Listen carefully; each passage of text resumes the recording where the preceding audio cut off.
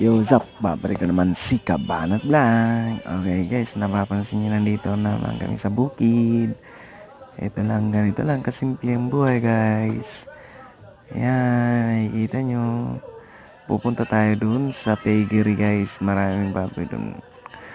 Pero dandan muna tayo dito sa mga manok. Yan guys, oh. Mga manok na alaga dito ng ano ko guys. Bayo ko, ayan. Ayan, dami guys, no. Siyempre, sarap talaga sa bukid guys.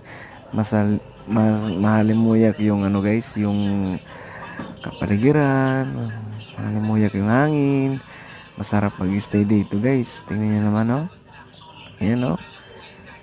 Malayo ka sa mga usok sa kalsada, malayo ka sa mga ingay. Ganito lang kasimple guys. Ayan. Dito na tayo sa piggery guys. Simpleng piggery lang kasi wala pang puhunan guys. Ayan. Pinagtagpi-tagpi lang na yero, kahoy, na tabla. Ayan, oh. Ayan, oh. Pero maganda rin naman yung ano. Uy, gingging. Maganda rin naman yung kagawa ng ano, piggery. Tingnan nyo guys, oh. Ayan, yung baboy guys. Yung inahin. Ayan. Laki, no? Ayan. Dito wala pang laman. Pero bagong panganak lang yan guys. Kaya tingnan nyo, marami siyang mga anak guys. Mga 7 yata yan o 8. Bye bye. Subscribe guys.